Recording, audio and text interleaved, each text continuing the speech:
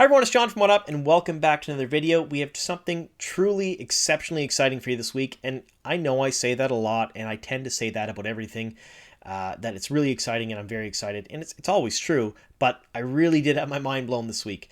As you know, over the past few months, we've had a few teaser trailers. Now, I'm using air quotes when I say that because they were not true teaser trailers in the sense that they were a teaser trailer for the show. They're all promotional and marketing materials made by Amazon Prime to promote the show. We saw the Wine Spring Inn, we saw Tam's sword, we saw Tom's guitar, and they were all really cool, but this week we got a true teaser trailer. It's 14 seconds of footage from the show, which is absolutely glorious.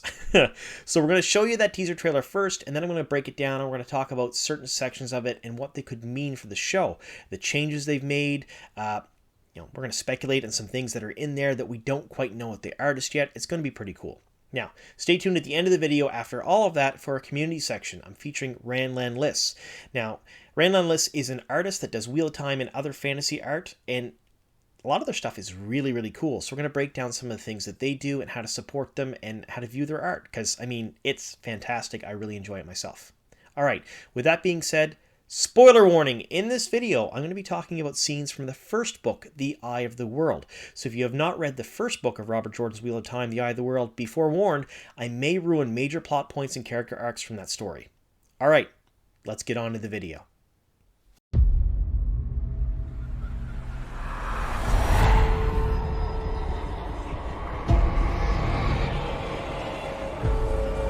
All right, let's make a deal.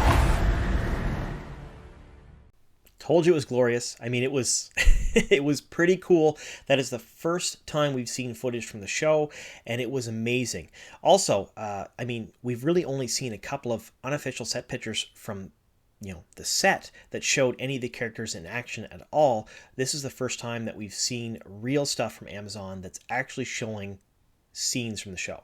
All right, so we're going to break it down here. We're going to go through this a little bit here and there, and we're going to talk about what we've seen in that teaser trailer. Now, it opens much like the other promotional materials we've gotten over the last few months on pages of the script. Portions of the script are blurred out, but we can read some of it. So the first portion we have here is he moves towards it, blowing dust away. The iron is rusted and decayed and cracks away as he opens the case. And inside, he sees something protected from the ravages of time. And I'm going to go here to what it says next. A ruby-encrusted dagger. It must be worth more than anything he's seen before. He picks it up, looks at it, and then... So that's how it starts out. It shows us an actual page of the script with some things blurred out, and they talk about it. Now, you'll notice that when we watch this teaser trailer, it doesn't exactly match the scenes in the books. So Matt gets the dagger and Shader Logoth in The Eye of the World, and they get it because as Matt, Perrin, and Rand are kind of exploring the city, at Matt's urging, of course, it's deserted, it's empty, they feel safe because Trollocs and Fades don't enter the city. That's what Moraine told them. When really they shouldn't feel safe at all, because nothing was really explained to them why Trollocs were scared to enter the city. So, as they're exploring it around, they come across a man, and this man's name is Mordeth. Now, Mordeth kind of beckons them towards them and basically cuts a deal with them. He says there's a ton of treasure nearby. He can take them to the treasure, and if they'll help him carry some of it to his horses, outside of the city, of course, then they can come back and take the rest, as much as they can carry.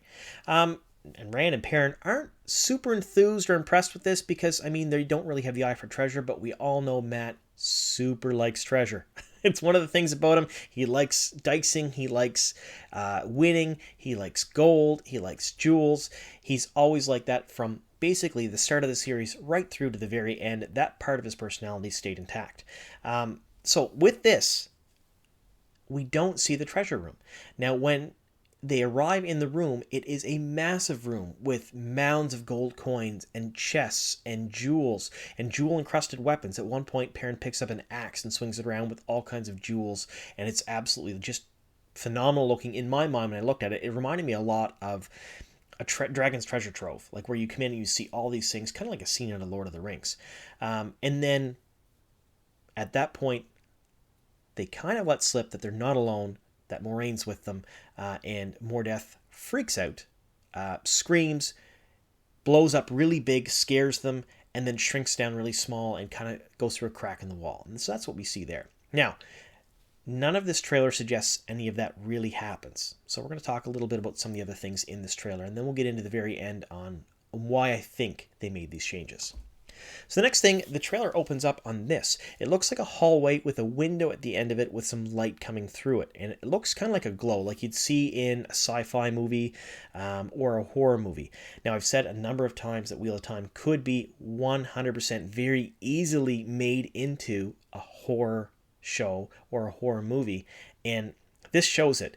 This first shot, this first scene of going down the hall towards this glowing window is very reminiscent of Sam Raimi and the Evil Dead movies. I mean, it's 100% something that he would do. The camera angles, the fog, the shots. It looks like straight out of that horror director's playbook. Now, if we can believe it, Sally Richardson Whitfield is the one that directed the first 2 episodes, and we think that these scenes should fall within at least episode number 2. Maybe episode number 1. We're not entirely sure. We can't be 100% that we're going to see this in those 2 episodes, but we think we might see these things there. Now, if that's the case, she did a absolutely masterful job of emulating very horror-esque, really, really creepy, really neat scene here. Now, what do we think we're seeing here? Now, to me, this relates very closely to the swirl we see at the end of the video, and we're going to get into a picture of that here in a few moments. But just remember, there's a bright light inside a room shining out of the window down a very dark, eerily lit hallway with what looks to be dust or mist in the air. So I think this itself is Mordeth. I think this is Mashadar coming out. I think it's Mordeth turning into Mashadar, and we're going to talk about that just in a second. So then it shows Matt here. Matt is holding the box. Now, the box is beautiful. It's intricately carved. It has all kinds of very, very cool filigree on the outside of it.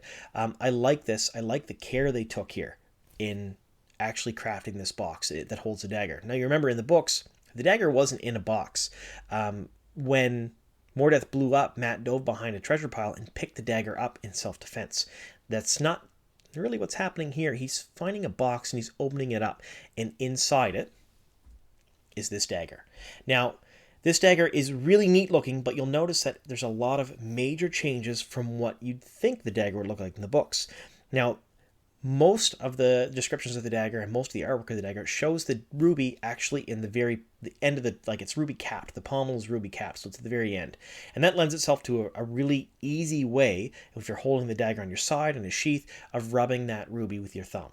I think they changed that on purpose because I think they're not going to have Matt wear the dagger on his side like a traditional weapon and caress the ruby that way. I think he's going to be hiding it a lot. And I think he'll be taking it out and coveting it, kind of like Schmeagol does with the One Ring. He'll kind of cuddle it. He'll hold it to himself. He might rub his fingers along it and rub the ruby that way. And that, I think, personally, I would like a lot better than him just holding it on his side and rubbing it, because then it's out for the world to see. And in the books, he really does hide it a lot. Like, he keeps it in his coat. Nobody wants to see. He wants no one else to see this dagger because he's very scared someone will take it from him. So we take a look at this dagger itself. It appears to be a gold sheath, a gold handle, a lot of really intricate designs that match what's on the box. Now, you'll notice that in the books, the dagger is kept within a box that the Horn of Valier is in. It's also kept shielded away that way. So all the bad effects, the ill effects of this dagger don't come out of it when it's in that box. I'm guessing, and this is just a guess on my part, that this box will hold similar properties in the show, that they'll probably talk about it saying that if he had kept it in the box, maybe he wouldn't have gotten all the ill effects of the dagger, all the hate and the malice and the anxiety that comes from it and the mistrust. All of that may not have affected him as much. But again, I'm just spitballing there. I really don't know. So the differences are where the ruby is placed, and the dagger isn't really truly described as having a leather wrap or any kind of wood handle or anything like that in the books, but in most of the artwork that we've seen and in the true to form dagger that Robert Jordan did authorize years and years ago now, it does look quite a bit different. Now, you'll notice too that the blade appears to be straight. Now, we don't know exactly how straight it is because I'm guessing, and I'm looking at this picture, the bottom half of the gold there is the sheath. So it's a gold sheath, a gold hilted dagger, and the blade is probably inside that sheath. That's my guess. You'll notice it curves just a bit towards the end there where Matt's holding it with his thumb. My guess is that you'll have a slight curve in this. It won't be the wavy, curvy dagger that you see from the chapter icons. And I'm okay with that. I like the way this looks. It pops. It really does. It'll shine. It'll look good on screen. The ruby itself is absolutely glowing and really cool. And if he's coveting it and cradling it and holding it like I think he may in the books, especially when he's alone, it'll lend itself to a much cooler shot than just holding at his side, caressing the ruby with his thumb. Now, this is where we see another major change from the books. In the books, like I said earlier, Mat hides behind a treasure pile and grabs a dagger in self-defense, and he just kind of keeps it. He says to Moiraine, rightly so and doesn't lie, that he did not give me anything. He took it. Mat stole the dagger, basically. Like, he took it to defend himself and then kept it. So there's that. This here, he actually says, all right, let's make a deal. Now, you notice the first thing you'll notice is his accent. It's a very, very English accent, and I love it. It's beautiful. In the books, Andor has a lot of very English qualities to it, so I think we're going to see a lot of Andorians have an English-type accent, and I like the fact that Mat it's very thick. I love it. It's very country, if that's the best way to put it. I love his accent when he says this. But he says, all right, let's make a deal. Who's he talking to? I believe that he's probably talking to Mordeth, and I think they're probably going to change this scene to the point where it's not the three of them together wandering off. It's not going to be him coercing them to do that. I think he's just going to jaunt off on his own, because that's really more of Mat's personality than getting the boys out with him. He'll probably go off to explore. He'll meet Mordeth. Mordeth mentions some things to him, and then he'll probably say, all right, let's make a deal. And this might be inclined to say that Mordeth is going to give him this dagger to help him out to carry things outside. That's my guess. It's just a guess. Then after that, the trailer basically pretty much ends, and it ends on this note. We see this screen. Now, there's been a whole lot of speculation of what this could be. It's basically a bunch of filigree, a bunch of really swirly characters with some light in it, and then it fades to mist and blackness. Now, I couldn't tell you what this is. I have no idea whatsoever, but I've spitballed a few ideas off of a number of people, and I've read a whole bunch of your theories online, and I've come up with a few that I really liked. So the first one that I really like is this is a part of the opening sequence. I don't believe it to be true. I don't think it actually is a part of the opening sequence, but I'm hoping that Wheel of Time has an opening sequence much like Game of Thrones, and I think that we're going to see a tease of that at some point in the near future. So I'm really hoping that this particular scene, or something like this, will show up in the teaser trailers we get over the next months with parts of the opening scene. So that's the first thing I've read, and although I like the idea, I really don't think it is. Another one is that it's the soul, the actual soul of Mordeth entering the dagger. That is probably the best one I've read online. It was on a bunch of the Facebook groups and Reddit that I liked. Now, the soul entering this dagger makes a whole lot of sense for storytelling reasons, for a bunch of different reasons, because in the books, Mordeth just kind of goes away. He disappears, and we don't really see what happens with that particular portion of him until much later in the book series. Now, if he enters the dagger, if the soul of him enters the dagger, and this is like the hilt of the dagger or the blade of the dagger, and he's actually entering the dagger, and Mat carries Mordeth, the soul of the corruption of Shadar Logoth, with him outside of the city, it makes perfect sense that it corrupts him. It makes a lot of sense to people who haven't read the book series, to viewers, that this is probably what's happening, that the soul of this tortured, corrupted individual is basically turning Mat into him. Now, later on, you'll notice that Fain swipes the dagger, and there's a whole lot of plot and storyline to that I won't get into for fear of spoilers, but basically Mordeth and Fain are like-minded. They're very like-minded, and it makes a whole lot of sense that maybe when he takes the dagger, it corrupts him to the point where they see each other as equals. Now, that's just me again spitballing. Now, I've heard some other things here too, that this might be one of the Aes Sedai rings, close up. It might be a waygate, the outside filigree of a waygate inside Shadar Logoth, and we're seeing his Mashtar all around it. A bunch of other theories. I really, truly like the idea of the soul of Mordeth entering the dagger. That's my guess here. I like that, and that's what I truly think this is. So let me know what you guys think in the comments down below. Is that what we're seeing here? Is it the soul of Mordeth entering the dagger? Is it a waygate? What are your thoughts? Is it something completely different? Am I way off base here? Now, I want you guys to remember here, I am very rarely right in my guesses. Rarely. And when I am, I'm pretty pumped about it. It's pretty exciting. But you folks are more often than not right in the comments than I'm right in the video. All right, so that being said, all that's being said, that I think it's the soul of Mordeth entering the dagger. It makes a whole lot of sense as far as the teaser trailer goes too, because it's an end cap. You see the first of the teaser trailer, you see that bright light, and we said we'd talk about that later on. I think that's Mordeth entering the dagger. I think that's him glowing, turning into a Mashdar-like substance, entering the dagger, scares the crap out of Matt. Matt runs away, or maybe he does it prior to Matt even going into the room to see the dagger.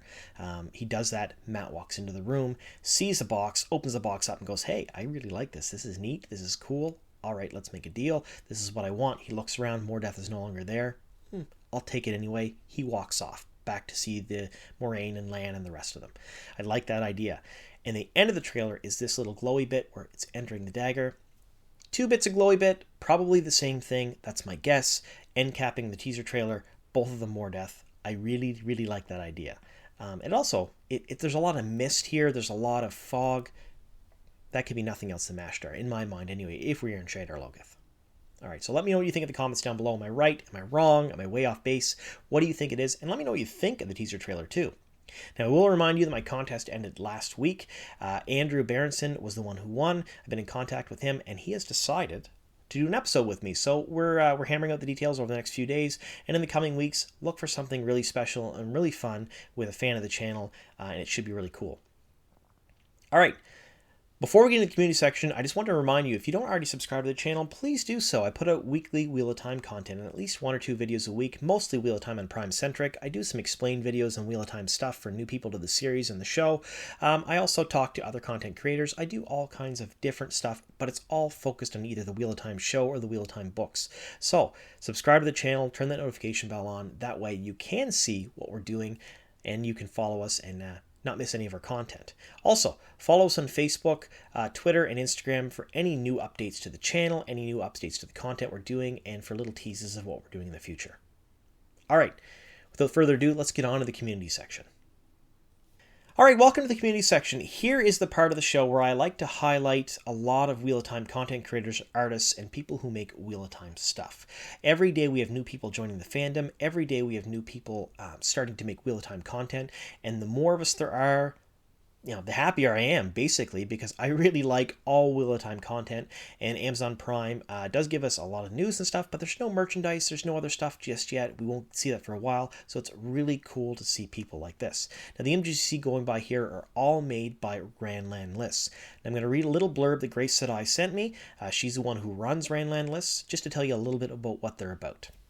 So, inspired by some of the world's most popular fantasy and sci-fi stories, independent artist Grace Thompson creates colorful artwork and uses her analytic background to unravel the beauty and complexity of her favorite fandoms. Fellow enthusiasts can enjoy her daily posts on Instagram and support her on Patreon, where you can reward your generosity with prints, swag, downloads, custom art, in-process videos, and more. For commission requests, you can direct message her on Instagram or email her. Follow and find out.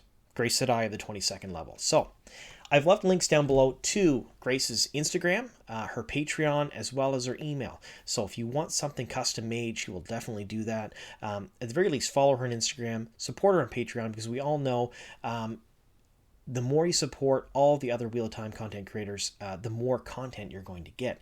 So if you can spare, just a few dollars to support Grace here, I'm sure she'll be able to make you some cool things, and you'll be able to see and do some cool things in her Patreon as well. All right, with that being said, I want to thank you all very much for sticking with me here to the end of the video, and here's to many more.